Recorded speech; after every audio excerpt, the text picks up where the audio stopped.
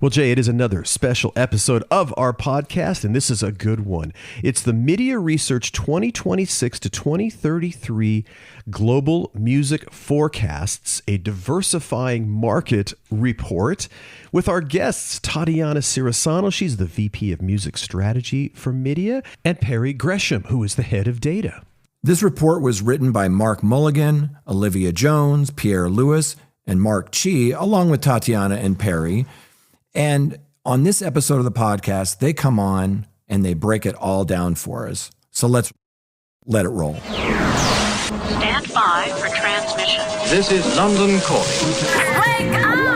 The revolution is at hand! Your morning coffee is on the air. On the air, on the air, on the air, on the air, on the air.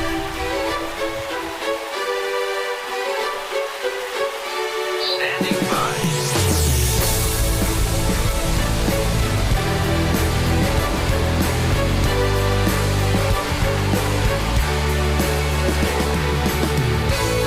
Your morning coffee, the weekly music news for the new music business.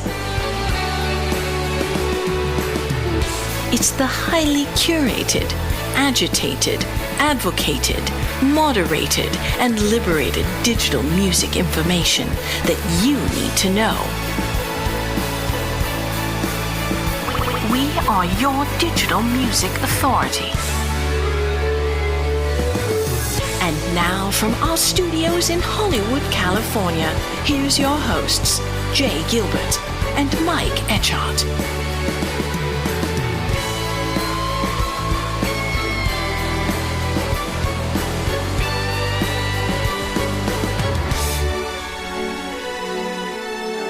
So everybody's talking about this highly anticipated forecast, this report that you've done, and sort of the headline is, recorded music growing from a little over $74 billion in 2025 to a little over $121 billion in 2033. That's like up 63%. So let's dive in. Set the stage for us. This isn't just streaming keeps growing. MIDiA is really calling out some structural shifts. And Tatiana, let's start with you. Of course. Yeah. So I think, the headline figure is that the music industry is in a really healthy place and there's a lot of strong growth ahead. But I think what we often find, and this was surely the case here, is that it's really when you look under the hood and look at the shape of that growth and how it's changing is where you get a lot of the more interesting and I guess strategically helpful insights. So there were a couple of sort of key trends that we identified in this report. So one is that the next era of streaming has arrived. So, we've been talking about this narrative for a while as an industry of, streaming maturing as a market, still a lot of subscriber growth ahead, but slowing revenue growth. Well, we're at this place now where we're really going to start to see the impact of steadier price increases and also format innovation around streaming, things like new tiers. And that will be key to continued streaming revenue growth as this market reaches maturity. And, we're starting to see those seeds planted now and during the forecast period, we'll start to see, I guess, the first green shoots of growth from those seeds. But within that, the other trend was that not all growth is equal within streaming. We're starting to see a growing gap between streaming platform growth and label revenue growth when we look at the difference between retail and trade, as DSPs steadily sort of pull new levers for growth, things like format diversification, adding podcasts and audiobooks. Spotify's discovery mode is another thing. So I'll leave that one because I know we'll talk a lot more about it later. And then two more things. So one will be, a surprise to no one, is the rising importance of the fan economy. This has been such a key headline story for the music industry in the past couple of years. So we'll definitely talk a lot about that in this session. And then finally, the Global South. So we've also been talking about the Global South a lot over the years at MIDiA. That's Latin America, rest of world, and Asia Pacific. And we really see these markets as not just an emerging growth story anymore. They've really established their footprint. So those are kind of the four, I guess, key elements of the report. And we can dive into all of them. A lot in there indeed. And I'm going to ask Perry a question. So Perry, we were sort of talking about this before we hit record. When you sit down and try to figure out numbers like this going out 7 years, how is that different from predicting something that's going to happen next year or maybe the year after? Because that seems like there's a lot of room for mistakes and all kinds of stuff. What goes into this process? Yes, it's a really good question. And we always assess our performance the year after. And, we've done pretty well on that historically. And it's sort of a whole nother question, that really long-term outlook. We also do pretty well on that one, by the way. But we sort of need to take a slightly different approach, right? In the sort of years soon to come, you're looking at things like regression analysis almost, and curve shapes, and really trying to understand the dynamics of the market today to look at how they will be tomorrow.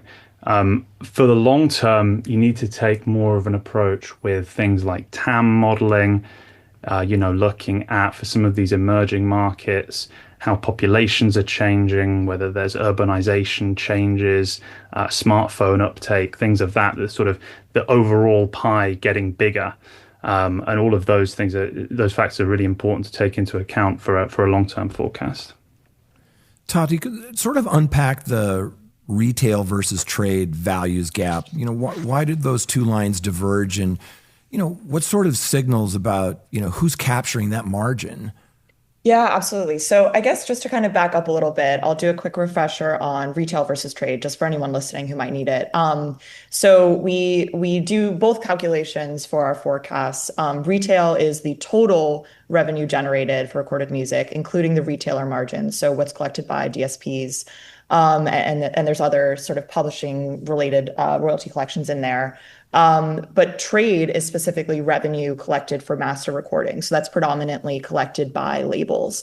So what that means is that trade values are sort of by definition going to be a subcomponent of retail. So retail will always be bigger. So it's not really the fact that retail is bigger than trade that we're paying attention to. What's interesting to us is the difference in growth rate.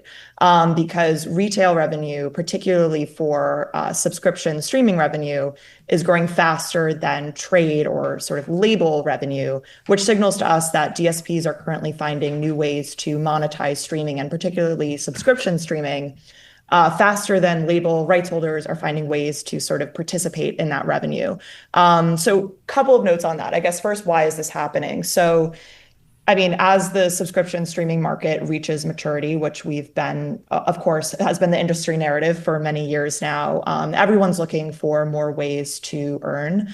It's not just about growing subscribers anymore. It's also about how can we grow the revenue that we are earning from those subscribers. And also in this sort of furious battle for attention that everyone's familiar with, platforms like Spotify are no longer just competing with other DSPs anymore. They're also competing with Netflix. They're competing with YouTube. So they're starting to add other types of formats in addition to music, as we've all seen. So DSPs are sort of incentivized, especially in these last couple of years, to not only increase their share of music-related revenue, but also build new revenue sources beyond it.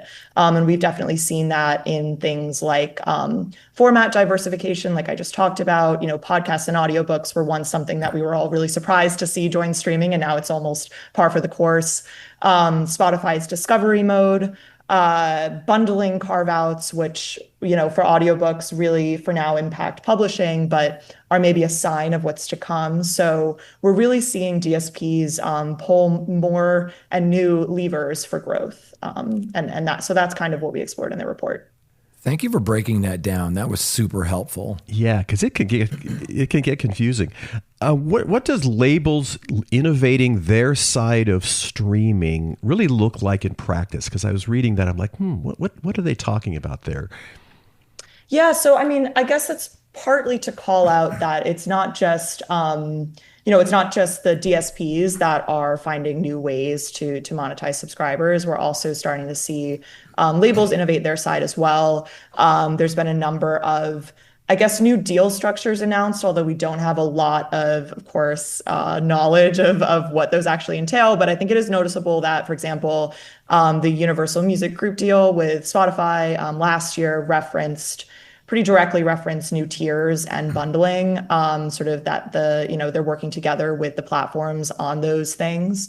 And Universal actually also recently announced in their earnings call, I don't know if you guys caught this, but that premium subscribers will be able to access new releases first in India for now. But I think that's an interesting sign of, potential innovations to come. So I think it's really about being open to use cases that maybe the industry has been a little bit more guarded about in the past. And we're seeing that. I mean, the AI remixing coming to Spotify sometime in the near future is a really good example of that, where, we can debate the pros and cons and the impacts of that in another podcast.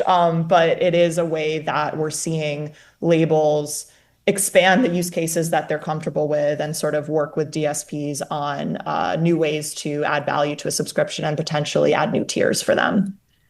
I was going to ask you about that. You just touched on a couple of things that I think are really exciting because, in the last couple of years, we're thinking, well, how can DSPs gain more revenue? And you just touched on some of them, whether it's AI remixing or, having different tiers. Are there any other ways that you sort of forecast that they might test or try different things? Yeah, that's a good question, Jay. I mean, I think that video has been a really interesting addition over the last year or two. Everyone wants to or knows that they're competing, I guess, with YouTube. So, we saw Spotify add not just music videos, but also things like fitness videos, which may or may not include music. I sort of wonder if more DSPs will get into games the way that Netflix has games and Apple has arcade and things like that. Again, could include music, could not.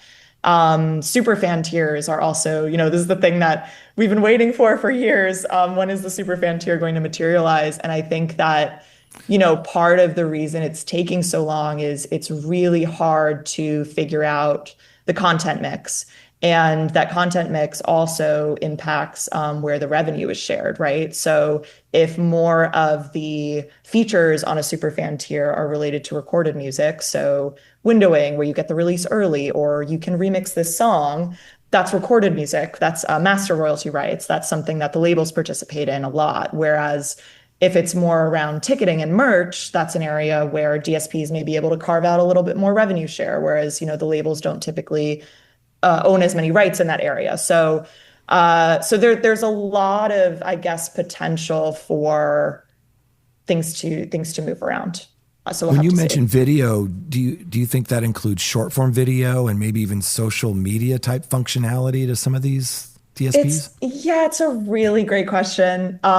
It's something that I think about a lot. I think in the past, it seemed like DSPs haven't necessarily wanted to get into the realm of, content moderation and all the stuff that you have to have in order to run a social platform. But then again, we have seen Spotify adding, you can add notes to your playlists now. You can direct message your friends on Spotify.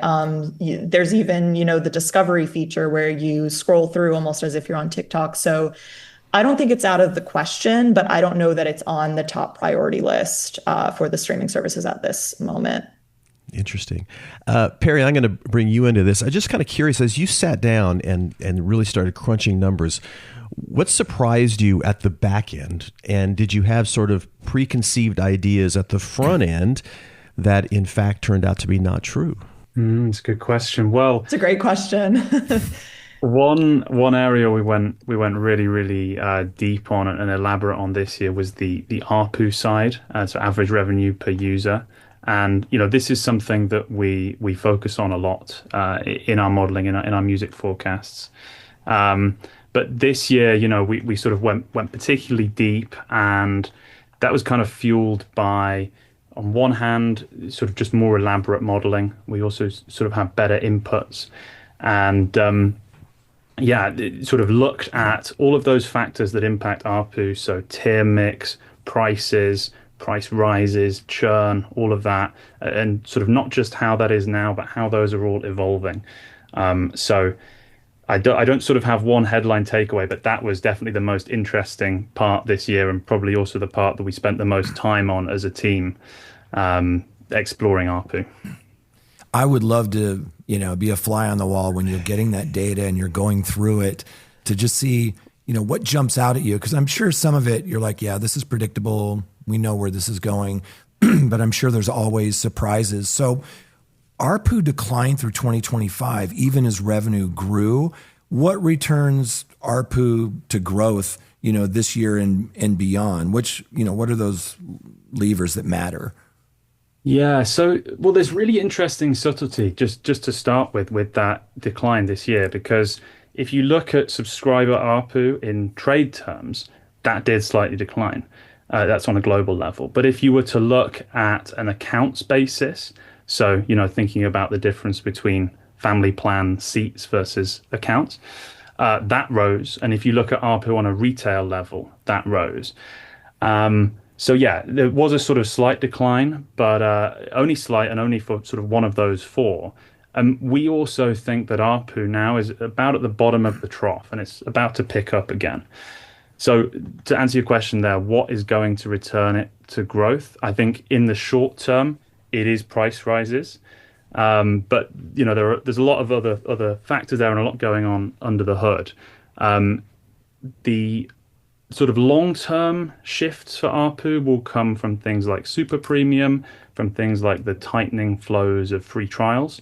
But they're maybe a little bit longer. I think, in the short term, it really is the price rises.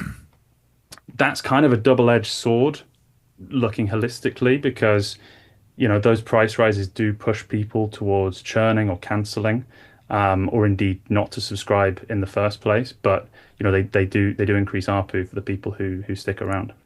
Well, let me follow up with price rises, because I feel like DSPs are grossly underpriced. I feel like the value that you get for the money that you pay is just ridiculously overpriced. Do you really feel like just some of these, you've seen these rises over the last few years, do they really make people jump off? Is the churn really increased by just $1 or $2 here and there?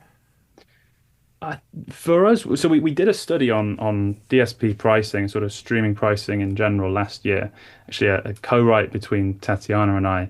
And nice. There was sort of two pillars there. One was all about super premium and sort of how much that could justify in terms of price. And the other side was for the non-subscribers.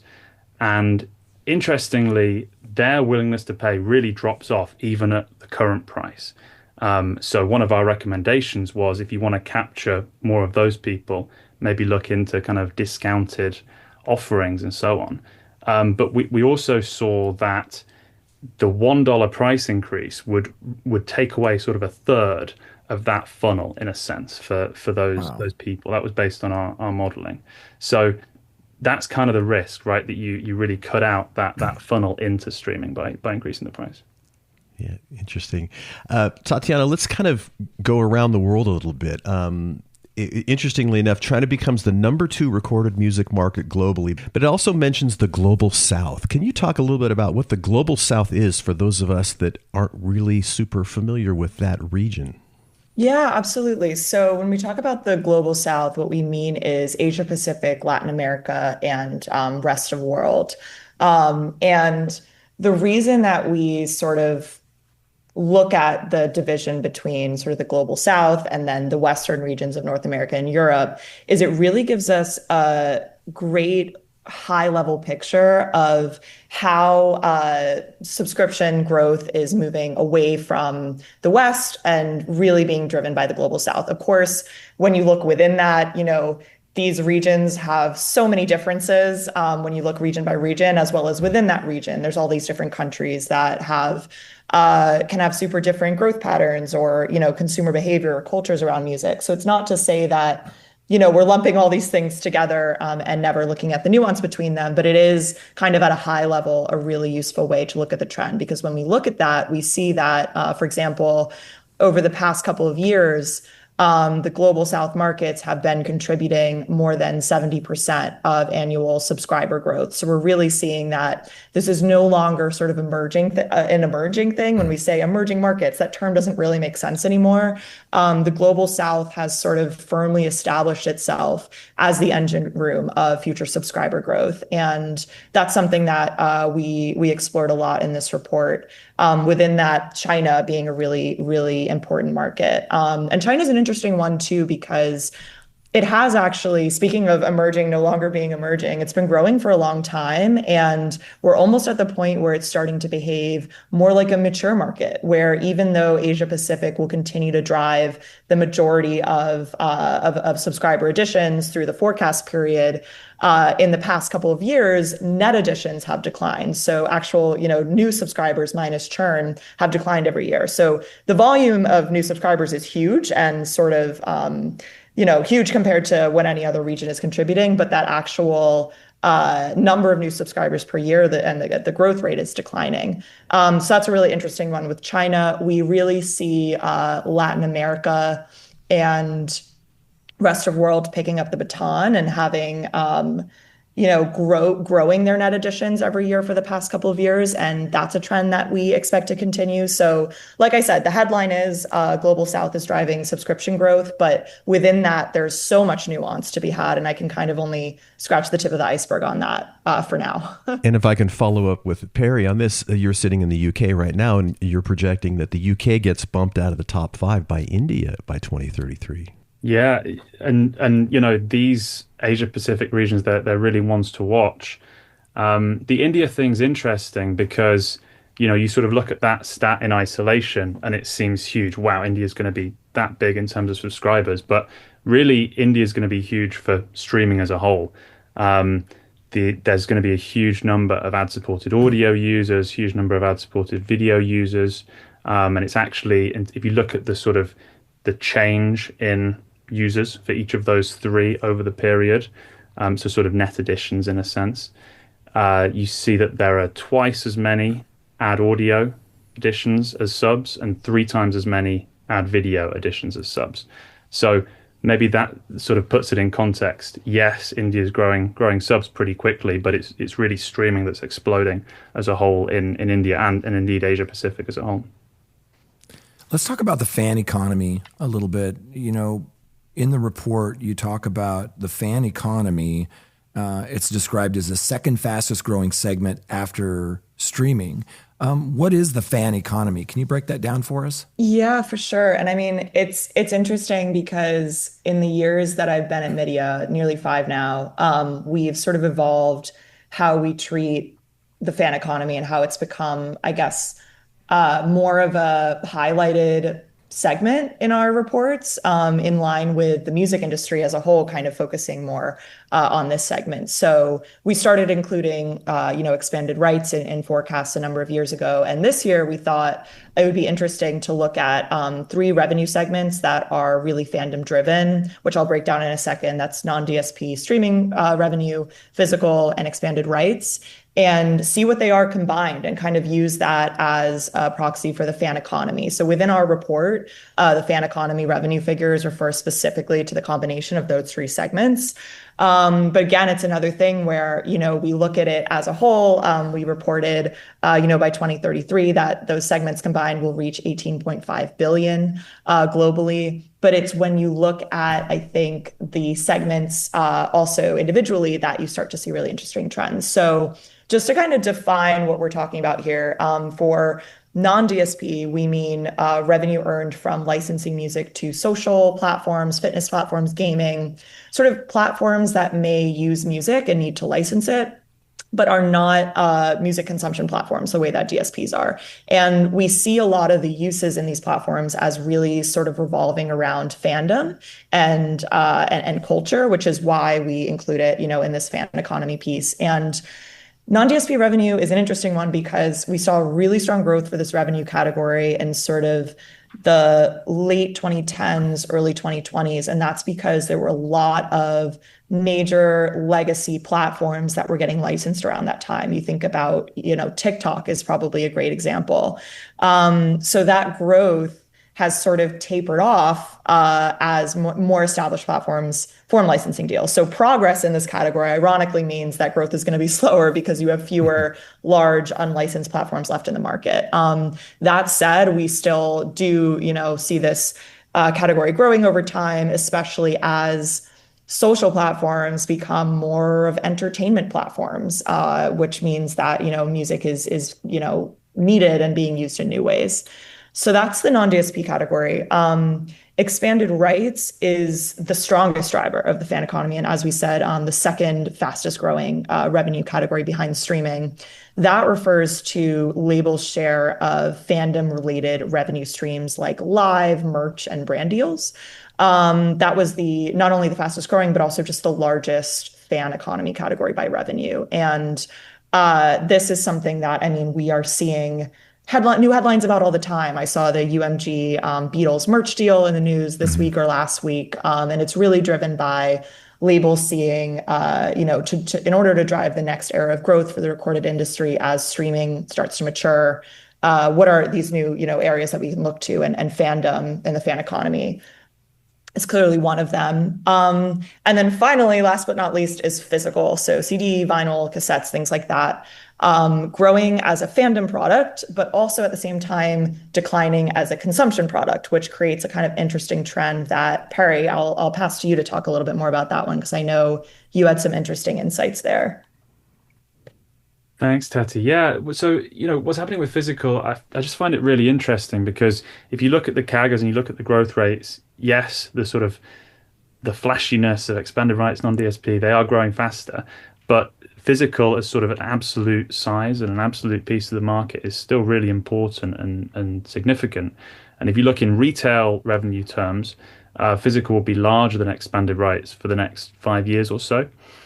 And yeah, as Tati mentioned, there is this shift away from physical as consumption towards physical as fandom and sort of a super fan product.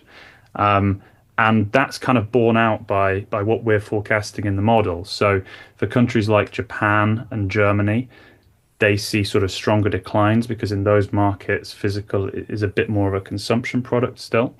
But those markets where it's really taken off as a fandom product, we're actually forecasting growth now. So, historically, this has been a sort of classic declining market for physical. But the UK and Netherlands, we're returning those to growth in our outlook. And even the US has just tipped over into growth. So that's 2033 will be slightly larger than 2025. Interesting. And is there is the interest in physical in some of these more developing markets as well, the global South and China, or does that kind of take more time to pop in?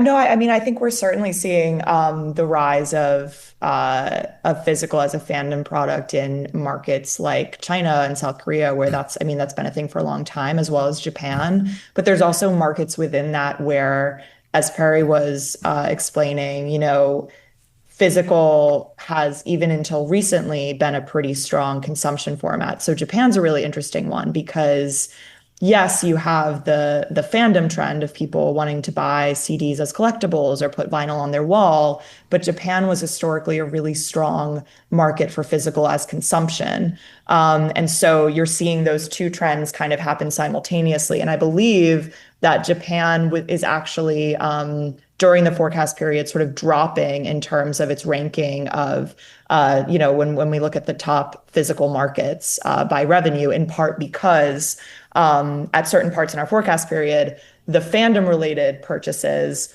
aren't growing fast enough to offset the decline in physical as a consumption format, if that makes sense. So yes and no. we're seeing both trends happen and across the global South, and often they're happening simultaneously within the same market. You guys have such a great track record. If somebody should ask, why trust this forecast, MIDiA's 2025 forecast landed within, 0.1% of actual total recorded music revenue. And, that model your forecasts have really been so accurate and they're trending in the right direction. Is that maturity, better data inputs, or a more predictable market? Well, Thanks for the kind words, and we're definitely very proud of the accuracy. And yeah, as you say, this year was really, really close. In terms of where we go from here, we sort of never rest on our laurels, and we're kind of always building out our models to be more comprehensive and elaborate. So like I was saying earlier, the sort of focus on ARPU modeling this year, that's somewhere we've really looked to improve this year. And of course, over time, we're always gathering more data and kind of improving the foundations on which the model is built. So for instance, this year we added a whole raft of survey data, DSP specific tier mix that we ask consumers in our survey. And that forms just another one of many inputs to our modeling, but the more of those we have, the better it gets. I take all of your surveys, by the way. I really like seeing where you're going. Thank you so much. Yeah. We need it. For sure. The hardest thing is getting people to fill out surveys. So talk about first, Tatiana, you, and then Perry. Was there any predictions that you would throw out there that isn't in this report that maybe you're kind of going, I wonder, fill in the blank? Yeah, it's a good question. I mean, there's certainly a lot that gets left, not really on the cutting room floor, because I guess all of our conversations feed into the modeling. But, we've had hours of conversations behind the scenes of, how we expect all these different segments to evolve. That I guess I could shed a little bit of light on that.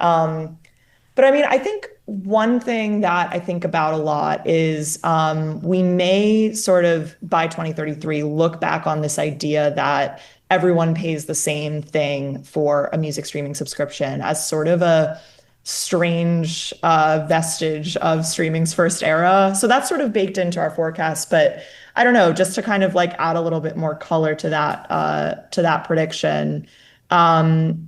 We've included a lot of thinking around tier innovation and super fan offerings, things like that to subscription streaming in the coming years. And I think that we will get to the point where we'll almost think it was odd that we ever had everyone around the world paying the same, or not around the world, but everyone paying the same, whether they're a casual listener or a super fan.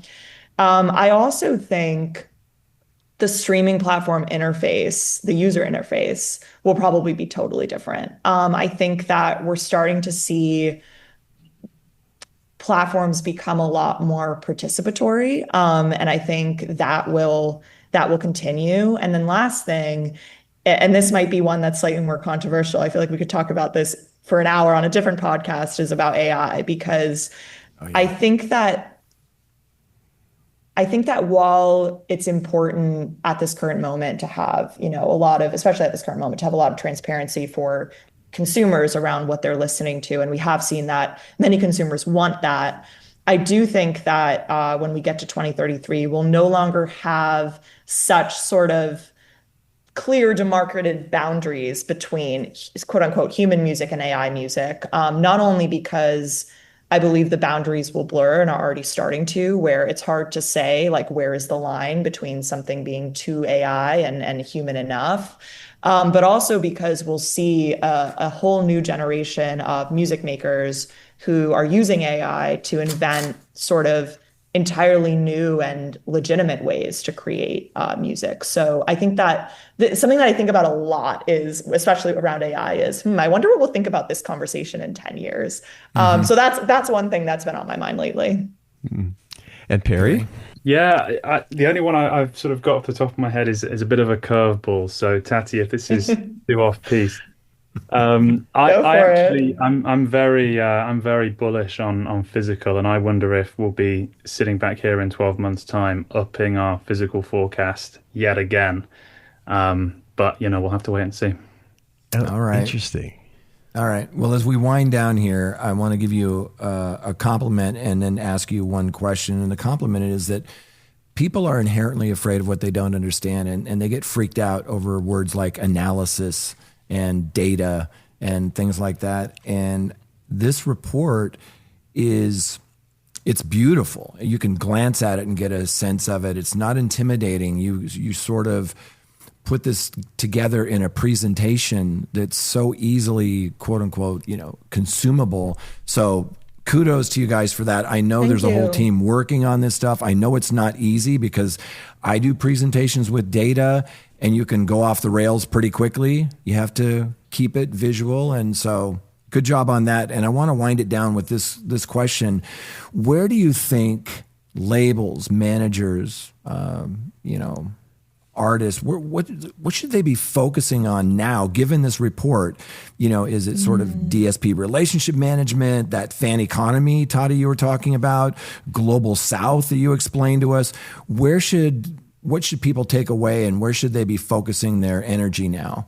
Yeah, it's a great question. And I think you touched on the key elements of it, innovation around streaming, the fan economy, and the global South. But I think I kind of want to narrow in on the fan economy bit, just because this is something that the industry and our forecasts have positioned as a key driver of growth. But it only works so long as fandom is nurtured to begin with, right?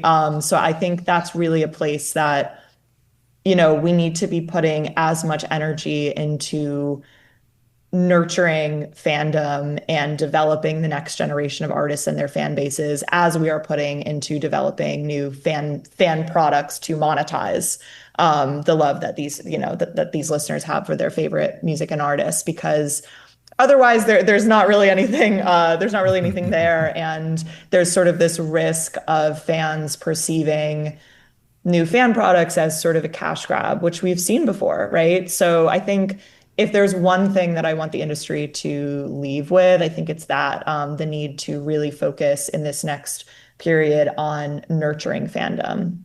Easier said than done. Where can our listeners learn more about MIDiA, all the great reports that you do, everything that you do? And even this report, if you purchase this report, it comes with, an Excel data set, all sorts of other information. Where can our listeners learn more, you guys? Yeah, so if you're a MIDiA client, this report is available now, as well as the enormous data set Excel sheet with sort of a treasure trove of regional data and some country level data. Anyone else who's looking to learn more, though, I would say check out, we have a landing page specifically for this report. It's at MIDiaResearch.com/music-forecasts. And if you go there, you can learn more about this report. You can also download a free preview. So that's available for you. And, otherwise just check us out at MIDiaResearch.com. And you can learn more there about the rest of the research that we do beyond the music forecast, because there's much else. Yes, there sure is. Tati, Perry, thank you guys so much for joining us. This has been so educational and so interesting. Keep up the great work. We appreciate you. Amazing. Thanks so much. Thanks, Ben. Thanks, Mike. Thank you.